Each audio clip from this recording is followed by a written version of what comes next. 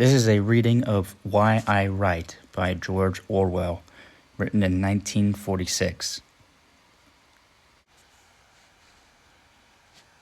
From a very early age, perhaps the age of 5 or 6, I knew that when I grew up, I should be a writer.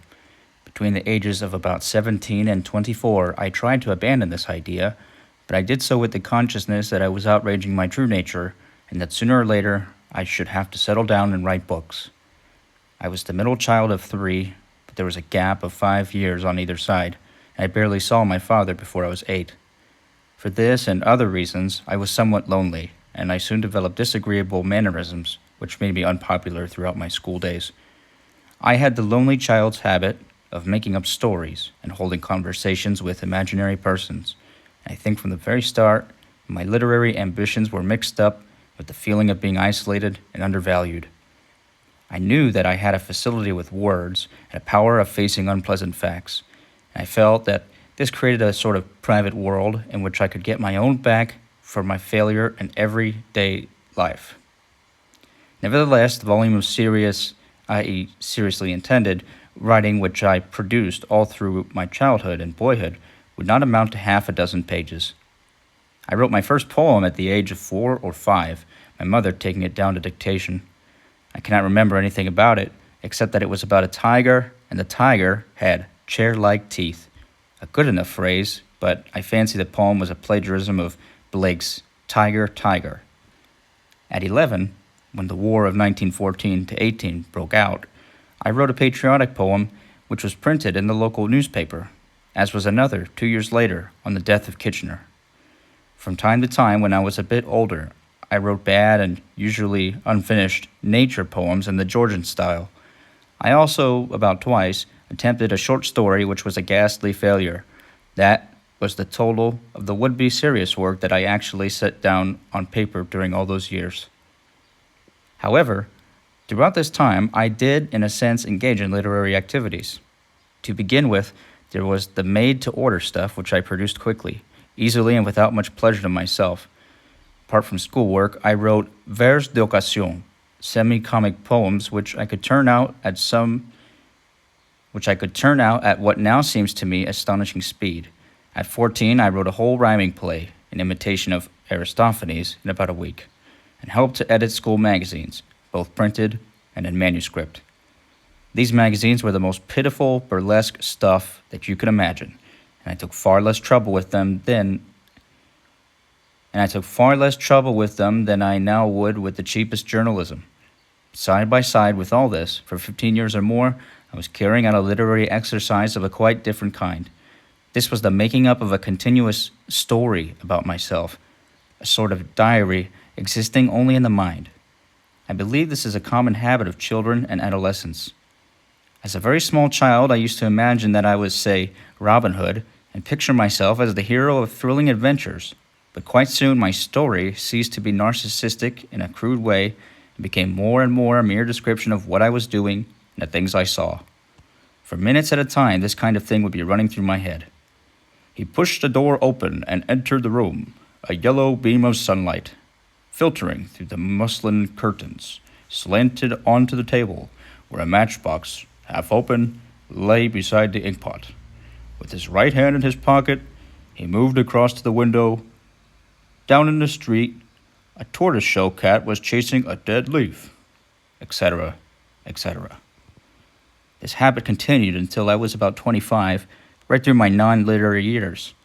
Although I had to search and did search for the right words, I seemed to be making this descriptive effort almost against my will, under a kind of compulsion from outside. The story must, I suppose, have reflected the styles of the various writers I admired at different ages, but so far as I remember, it always had the same meticulous descriptive quality.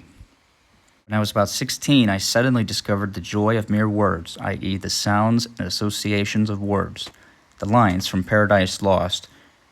So he with difficulty and labor hard, moved on with difficulty and labor he, which do not now seem to me so very wonderful, sent shivers down my backbone, and the spelling he with 2 E's, for he, was an added pleasure. As for the need to describe things, I knew all about it already, so it is clear what kind of books I wanted to write, insofar as I could be said to want to write books at that time. I wanted to write enormous naturalistic novels with unhappy endings, full of detailed descriptions and arresting similes, and also full of purple passages in which words were used partly for the sake of their sound. And in fact, my first completed novel, Burmese Days, which I wrote when I was 30 but projected much earlier, is rather that kind of book. I give all this background information because I do not think one can assess a writer's motives without knowing something of his early development. His subject matter will be determined by the age he lives in. At least this is true in tumultuous revolutionary ages like our own. But before he ever begins to write, he will have acquired an emotional attitude from which he will never completely escape. It is his job, no doubt, to discipline his temperament and avoid getting stuck in some immature stage or some perverse mood.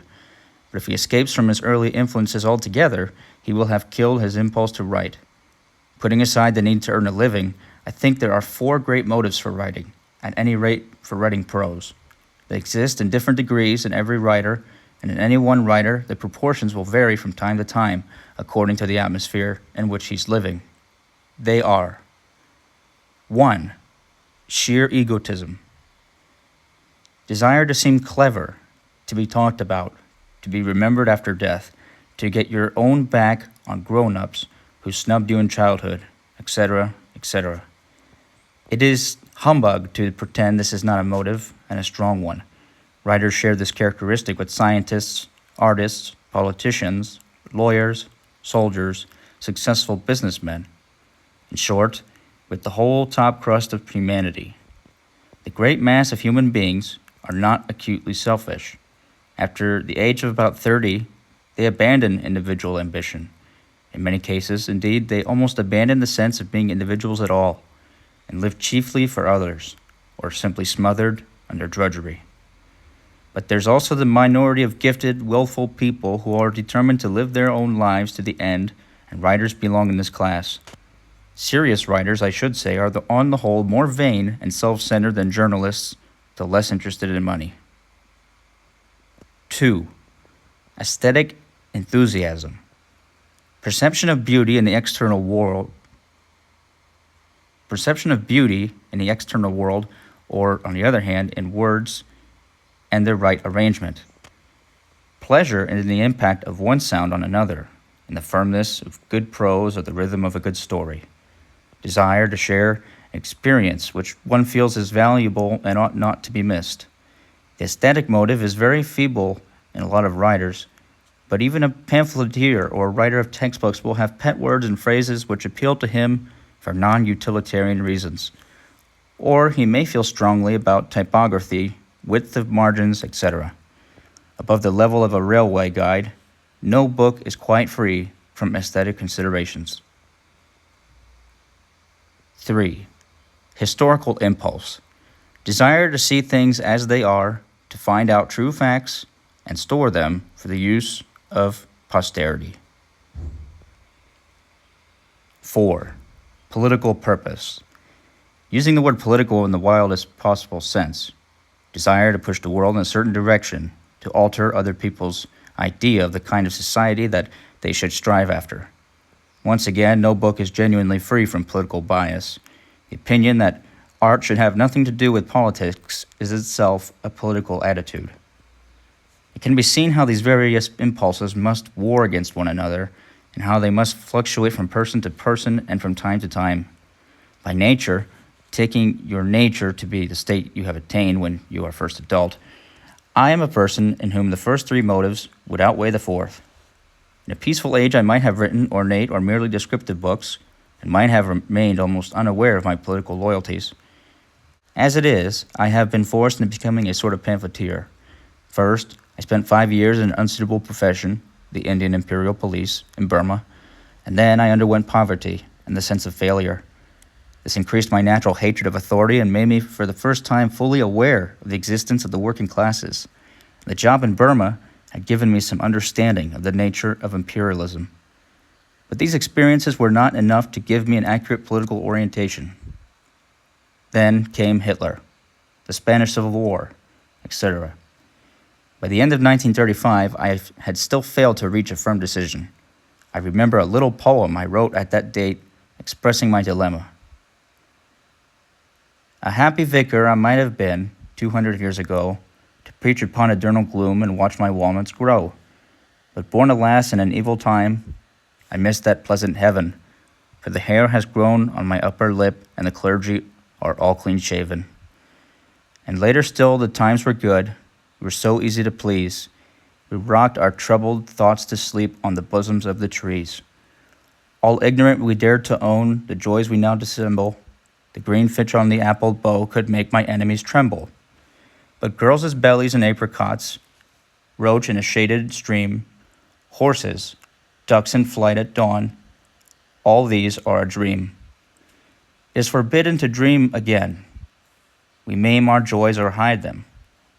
Horses are made of chromium steel, and little fat men shall ride them. I am the worm who never turned, the eunuch without a harem. Between the priest and the commissar, I walked like Eugene Aram. And the commissar is telling my fortune while the radio plays. But the priest has promised an Austin 7, for Dougie always pays. I dreamt I dwelt in marble halls and woke to find it true. I wasn't born for an age like this. Was Smith? Was Jones? Were you? The Spanish War and other events in 1936-1937 turned the scale, and thereafter I knew where I stood. Every line of serious work that I have written since 1936 has been written directly or indirectly against totalitarianism and for democratic socialism, as I understand it. It seems to me nonsense in a period like our own to think that one can avoid writing for such subjects. Everyone writes of them in one guise or another. It is simply a question of which side one takes and what approach one follows. And the more one is conscious of one's political bias, the more chance one has of acting politically without sacrificing one's aesthetic and intellectual integrity. What I have most wanted to do throughout the past 10 years is to make political writing into an art. My starting point is always a feeling of partisanship, a sense of injustice. When I sit down to write a book, I do not say to myself, I am going to produce a work of art. I write it because there is some lie that I want to expose, some fact to which I want to draw attention, and my initial concern is to get a hearing. But I could not do the work of writing a book or even a long magazine article if it were not also an aesthetic experience. Anyone who cares to examine my work will see that even when it is downright propaganda, it contains much that a full-time politician would consider irrelevant. I am not able, and do not want, completely to abandon the worldview that I acquired in childhood. So long as I remain alive and well, I shall continue to feel strongly about prose style, to love the surface of the earth, and to take a pleasure in solid objects and scraps of useless information. There's no use trying to suppress that side of myself. The job is to reconcile my ingrained likes and dislikes with the essentially public, non-individual activities that this age forces on all of us. It is not easy. It raises problems of construction and of language, and it raises in a new way the problem of truthfulness. Let me give just one example of the cruder kind of difficulty that arises. My book about the Spanish Civil War, Homage to Catalonia, is of course a frankly political book, but in the main it is written with a certain detachment and regard for form. I did try very hard in it to tell the whole truth without violating my literary instincts, but among other things it contains a long chapter full of newspaper quotations and the like, defending the Trotskyists who were accused of plotting with Franco. Clearly, such a chapter, which after a year or two would lose its interest for any ordinary reader, must ruin a book. A critic whom I respect read me a lecture about it. "Why'd you put in all that stuff?" he asked. He said, "You've turned what might have been a good book into journalism." What he said was true, but I could not have done otherwise. I happened to know, what very few people in England had been allowed to know, that innocent men were being falsely accused. If I had not been angry about that, I should never have written the book. In one form or another, this problem comes up again. The problem of language is subtler and would take too long to discuss. I will only say that of late years I have tried to write less picturesquely and more exactly. In any case, I find that by the time you have perfected any style of writing, you have always outgrown it. Animal Farm was the first book in which I tried, with full consciousness of what I was doing, to fuse political purpose and artistic purpose into one whole. I have not written a novel for 7 years, but I hope to write another fairly soon. It is bound to be a failure. Every book is a failure, but I do know with some clarity what kind of book I want to write. Looking back through the last page or two, I see that I have made it appear as though my motives in writing were wholly public-spirited. I don't want to leave that as the final impression. All writers are vain, selfish, and lazy. At the very bottom of their motives there lies a mystery. Writing a book is a horrible, exhausting struggle, like a long bout of some painful illness. One would never undertake such a thing if one were not driven on by some demon whom one can neither resist or understand. For all one knows, that demon is simply the same instinct that makes a baby squall for attention. And yet, it is also true that one can write nothing readable unless one constantly struggles to efface one's own personality. Good prose is like a window pane. I cannot say with certainty which of my motives are the strongest, but I know which of them deserve to be followed. And looking back through my work, I see that it is invariably where I lacked a political purpose that I wrote lifeless books, and was portrayed into purple passages, sentences without meaning, decorative adjectives, and humbug generally.